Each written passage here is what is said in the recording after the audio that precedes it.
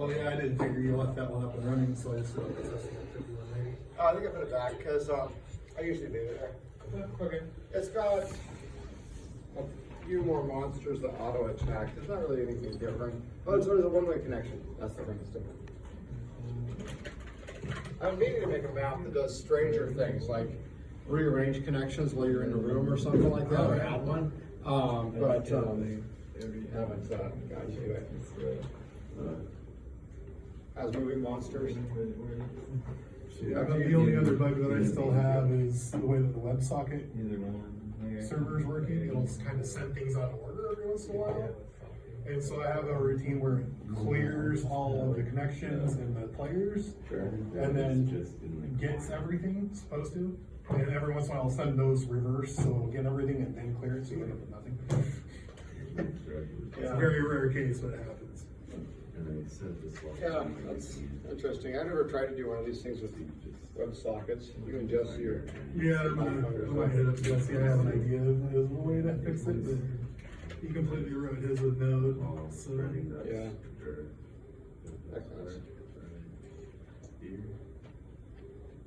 That's right. We're still on now. So we're going to talk about error codes. That's why I was practicing Unity codes last week. All right. Well, good morning, everyone. Oh, before we talk about that one, we should talk about Lab 4 and programming and calendars and tests. All right. Oh, the calendar, that's right. I keep forgetting to actually put the calendar there. It's on the bottom of the syllabus. I suppose you have a paper copy too, sitting around somewhere. Maybe you made it in an airplane and threw it at somebody. Who knows? Anyway, that's the course calendar. So we're on the, this is March 2nd. This must be March 2nd today. Because, okay, yeah. All right, so we're maybe slightly behind where I set everything up on here. But that'll be okay, we'll be fine. Anyway, so we're coming up on the midterm next week, actually, Monday, March 9th. And so I'll make up a puzzle worksheet for everybody, try to make it fun somehow. I usually do. And I think everybody in here has been in one of my classes before, so you know what my midterms are like. I just give you papers and you write stuff on them and then you hand it back and that's that. Anyway, that's coming up there. There'll be, as far as what's on there, you pull up last time's review guides. It's pretty much going to be the same. I'll not mention anything that's not. I had HTML for this class. Yeah. All right, so let's link to this. You can have a page of notes if you want. I don't really expect people to be able to remember all of this stuff. There is stuff you should remember. You know, if you go to your job interview and they're like, what is Ethernet? You're like, hang on, let me get out my piece of paper in my pocket. You know, it's not going to be very impressive.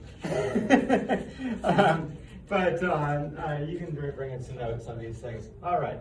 So the layers that we've talked about so far, we talked about the physical layer a good bit, and radio waves and fiber optic lines and stuff like that.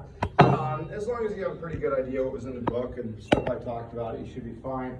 I realize that this is more of a, you know, go learn it on your own and then write down the right answers. It's not, you know, we didn't do a lab where we measured to see if the theoretical bandwidth was actually higher in a fiber optic cable to a phone line. No, we didn't do that kind of stuff, right?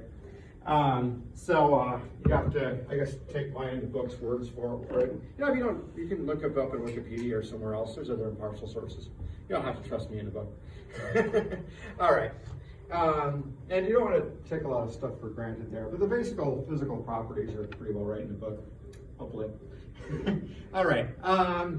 So then the data link layers, what we're kind of talking about this time, where you get to Ethernet and frames and checksums and that kind of stuff. And so we'll be finishing up that media access control sublayer potentially this week. Now I put sublayer parts that we actually talk about. I usually don't cover as many examples as the book does. The book has enough examples and details to keep us busy the whole semester, and we need to learn how to program network stuff too. So we abbreviate our coverage a little bit of the book, don't talk about all the protocols in as much detail as maybe we should, and then the trade-off is we learn how to program stuff like servers and clients, which you probably have noticed the book doesn't really teach you. So you just get to figure it out, which is always fun. And you're here because you like figuring out stuff, right? And CS majors like being smart and using their brain and learning stuff. All right, anyway. or at the very least enjoy the result of having done it.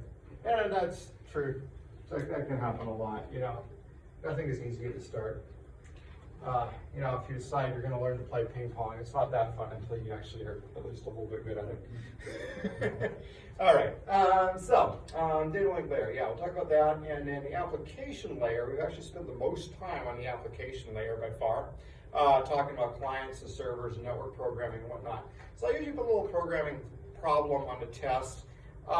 It does involve more writing than I like on tests. And I haven't really seen a good alternative to the way it's there. Although it just occurred to me, I can print off one page of the test on like a sheet of address labels, and then your job is to unstick them and then put them together in the right order or something. That could be really fun. I don't know if you have address labels. Yeah, I just thought of this like right now, but I kind of like that idea now. My dad used to do these questions. He'd teach report writing, police report writing occasionally at local community college. And sometimes he'd have the complete report, like all these sentences, and he'd have to put them in order. And he had the occasional one that was just like sort of a little bit extraneous, just like something the police officers were reporting. I saw a deer in the woods. But sometimes people would intersperse the deer into funny spots. So it'd be like, I saw the suspect exit the car. I saw a deer in the woods. I chased him into the woods. Anyway. All right. Anyway, back to this. I'm not sure. It weighs heavily on me that people have to write so many characters on my tests with this client and server programming line. If I think of something clever, I might figure out a way to reduce it. But you know, if I don't, just remember, write loosely. Don't make your hand too tight. Make it all tight, you'll get sore right into the test. You gotta make it loose. I took a graduate class in psychology once, and you know, a loose hand is the way to go. Although I was using a pencil because I had never took biology, like even in high school, actually, which makes it ridiculous that I do bioinformatics research. And so then I was taking this graduate level psych class, having never taken a psych class before either. I thought that I might need to erase parts of my answers at times. I got like a B in that class. It's a grade I was proudest of, like any grade I ever got. There's a class I took where I did an extra credit assignment. I couldn't have any extra credits. I had 100% on every single assignment. I'm not nearly as proud of that as the psychology class with a B. Anyway. All right. So now that I'm done boasting. Let's talk about the application layer and programming. Cool. All right, question types. So I'll put together some general multiple choice questions. A lot of times on these ones, the problem with the multiple choice is I get to suggest everything to trick you. Now, a lot of times in this class in particular, I end up putting questions on or answers on the multiple choice because I think they're funny. And usually those are easy to identify. Like I'll have something like MAC and IP addresses differ because then one of the options will be only Apple computers have MAC addresses. Anyway, I used to ask that in CS-101. Not CS-101 here, different CS-101 at a different college, 5 credits. Anyway, I covered networking briefly, and people used to occasionally pick that one. So I had like 100 students in the class, and you know, with that many, you're bound to get like somebody that just didn't come to class that day. Anyway, hasn't happened since I started here. All right, so yeah, about 8 general questions, I don't know what they'll be exactly, but something like that. All right, short answer in general network topics, yeah, about 30 points. Usually this will be stuff related to layers we talked about. Name 3 advantages of a fiber optic cable over a twisted pair cable. You know, theoretical bandwidth, range without repeaters, immunity from RF interference. There you go, there's 3. You could probably come up with more if you keep thinking about it for longer, but yeah, something like that. That kind of stuff. Why are twisted pair cables twisted? My cousin was in an audio store once, and there was a salesman there that was trying to sell him a speaker cable that was twisted. Normally a speaker cable uses 2 parallel wires that are not twisted. They're not concerned about interference because normally the speaker cables operate at a fairly high power. They're supposed to move drivers that make a significant amount of sound, and it's just not a factor. The reason the twisted was better, according to the salesman, is it helps your bass and treble get to the speaker at the same time. Because the bass travels more slowly in the wire, and it'll take the inside of the spiral, whereas the treble will take the outside of the spiral. Anyway, don't tell me that on a test. And if anybody's like, is that really, I mean, I can tell that's wrong. Why? The answer is with the copper, you've got an electron pool. You put an electron in one end, it increases the electron pressure, the voltage on the other side. And so it doesn't matter if it's the inside or outside, like they'll go the same way. The fact is the signals are interleaved over each other. And so if you have audio and you have like a bass signal, and then you got a treble signal, what you'll get as a composite is one that actually goes up like, this. This is why if you're overdriving your speakers and it can't quite get to that top peak there, either your amplifier can't do it or heaven forbid you're pushing the drivers against their limits, you're going to lose the treble right up there. But that's part of the reason the speakers separate into multiple drivers, at least fancy ones. Headphones can't do that. But if you're driving your headphone drivers across the limits of their travel, you probably don't have enough hearing left to tell that you're missing the treble anyway, so. All right. Yeah, general short answer stuff, network topics. What are they for? All right, programming questions, about 40 points or so. I'll write stuff down, and then a Hammond code problem. And so we'll talk about Hammond codes today. I guess I did Hammond codes last time too, since they're on here. We'll talk about Hammond codes in a minute. There'll be a Hammond code question and client server one. All right, I don't see anything inaccurate about this at all. The only thing I see that's inaccurate is we may or may not quite finish talking about the media access control sublayer since we're a little bit behind right now. But we'll have the test scheduled on Monday, whether we're done with the access control or media access control or not. That way, if anybody happens to have made special arrangements to get here, we'll have the test at the right time. All right. All right, there's the syllabus calendar and where we're at. Okay, Lab 4. So I started to go through and grade it and looked at what I had, and I didn't have quite as many Lab 4s as I was hoping to have. I need to go grade them anyway. I kind of saw it and I was like, oh, I was looking at like 1 o'clock. I haven't looked since then. So I don't know if the deadline was missed or if it just looked like it wasn't worth the amount of points a lab is worth, which in time sense it's probably not, but it's a good warm-up exercise and should prepare you to do that. Now that said, I've got at least 10 of them, and there's like 15 people registered for the class, so that's not too bad. Lots of people did this. I got your email with the update, by the way. I'll look at the updated one. And you got mine in there, right? Because I showed you it. Yeah, you should. Yeah. No, I already know it's there. All right. So I got about 10 total, including ones I've seen and everything. All right. So that's the status of that one. Now the project is due a little bit later than that. It's due March 11th, and that's actually kind of coming up. That's not this week. That's the Wednesday after the test. We're getting there on this one. So hopefully everybody's got a good plan at least, and has started working on this thing. Since it's got to be ready fairly soon, and usually it takes a good while. I'm not sure how many people like the technologies they used. Did anybody use GTK with C and decide that they definitely did not want to do that? Nobody? I thought at least one person would start using that and be like, this is awful. I just switched from Swift just because I don't have enough time to actually figure it out. Because there's no real documentation with Swift UI.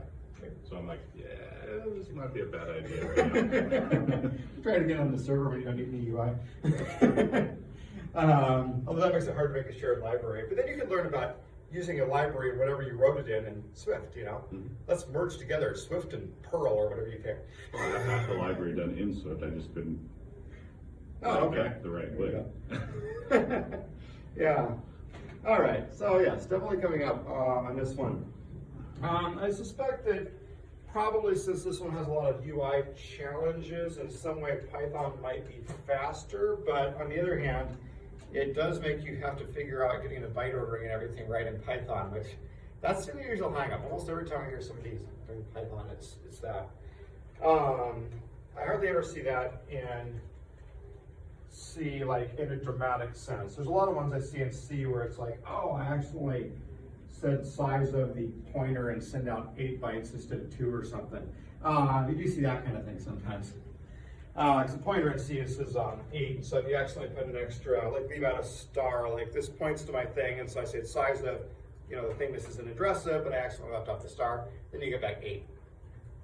All right. So I do see that kind of thing, but not that many others. Oh, I was going to restart the server. I put a second server on 5191, plus I think Alex is running a server on like 5164 or something. CS, no, it's not there. Screen. No, I don't want to use screen. I want this. I think it's the 46 one. You can actually name these things in screen. All right, I'll go ahead and close this thing down. It's done. And so, you can just auto crash. Yeah, I'm pretty sure my server is supposed to close it right up with Control C, but maybe there was some reason it didn't. I'll put it back in a couple of minutes. Hopefully I remember. The dot is one on 5191. All right. Oh, and there should be the one on 5164. Have you all seen it here? It's interesting. All right. 5164. Yeah, that's up and running. All right. And I think it comes back too, because Jesse was saying he crashed it a bunch of times with his client. And so you can crash the server on 5164 if you get a little bit off in your bytes that you're writing. I don't think you can crash it if you stay within protocol. All right.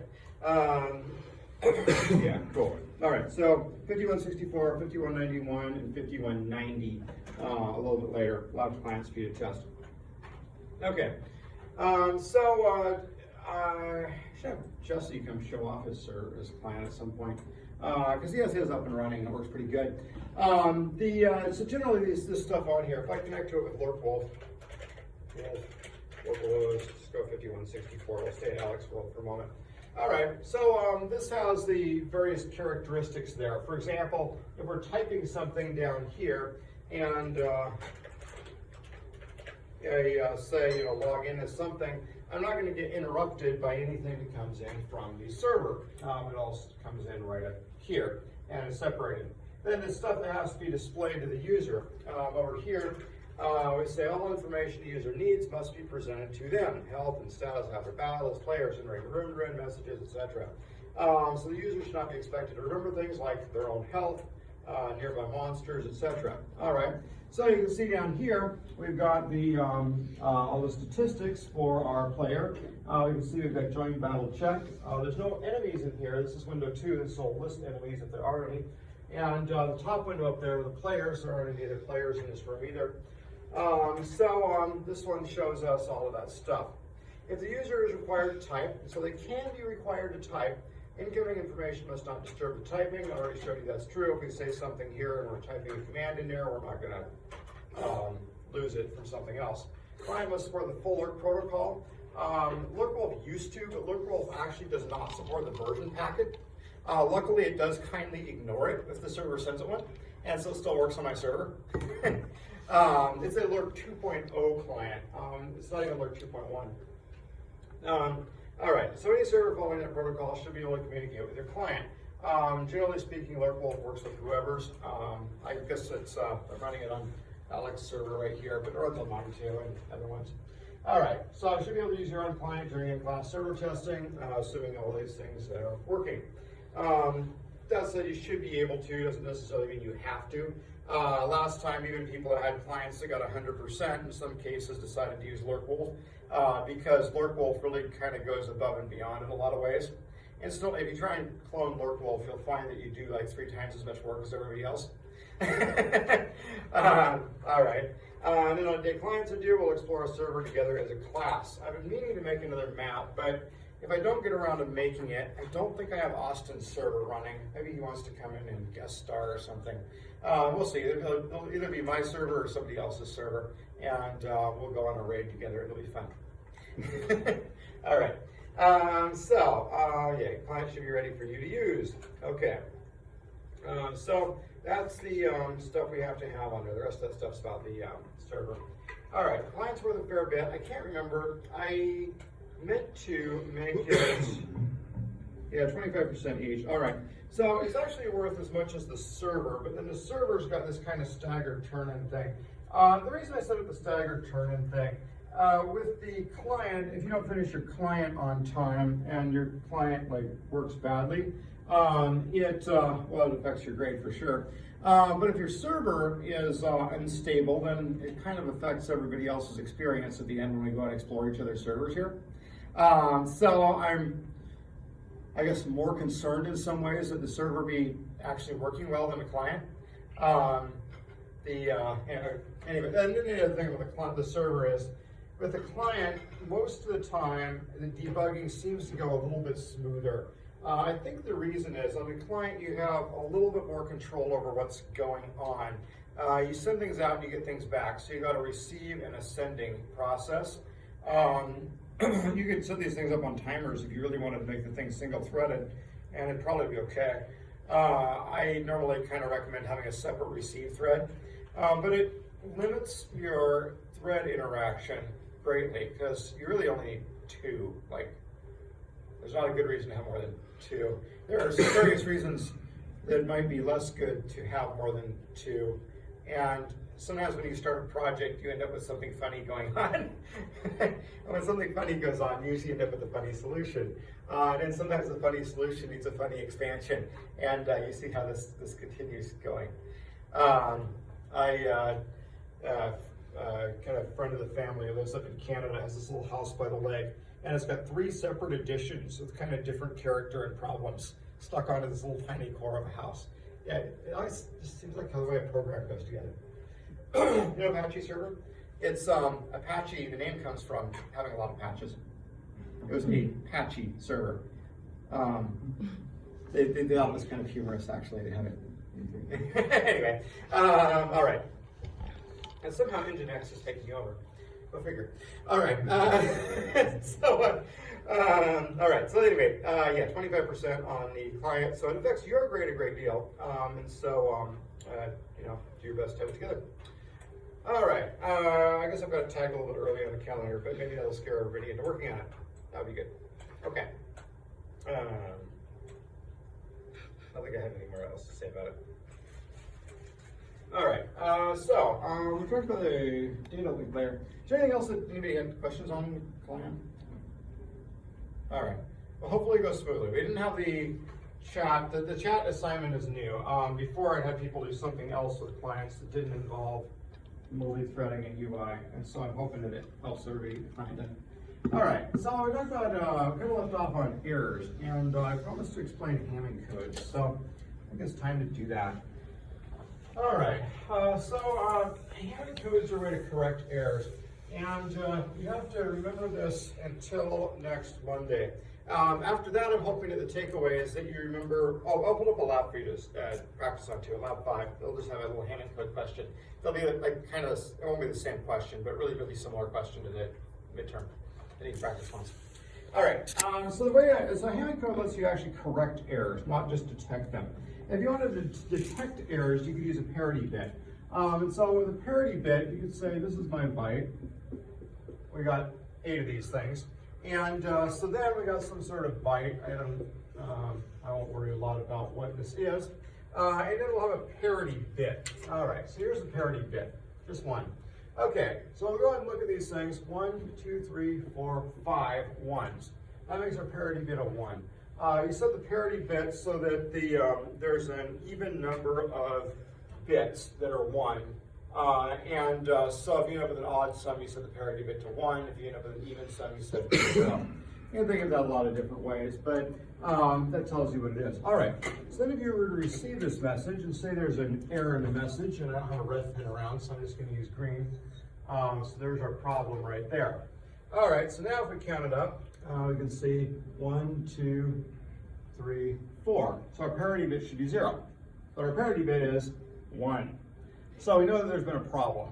And so since there's been a problem, we need this byte to be resent in a network sense, or perhaps redelivered if it's in memory. This is used even inside computers occasionally.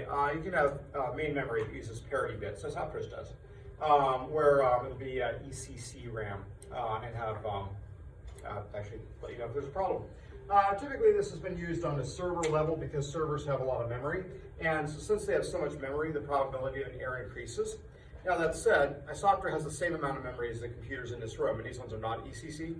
But anyway, such is life. These ones are newer than iSoftware. Helium 4 has 256, I think, which doubles iSoftware. And if you really want to build a server with a lot of memory, you can actually go way beyond that. All right, so that's a parity bit. So parity bits are good. They let you detect an error. And you can see we're inserting one extra bit in 8 in order to make this happen. Instead of 8 bits, we have to send 9, but that's not that huge a deal. Okay, let's do a Hamming code instead. All right, so we're going to insert more bits than that. I think I'll go ahead and do 11 here, which is the same number that the book sends. And let's do an ASCII, but not an extended ASCII. All right, 4, 5, 6, 7, 8, 9, 10, 11. All right, there's no number starting from 1.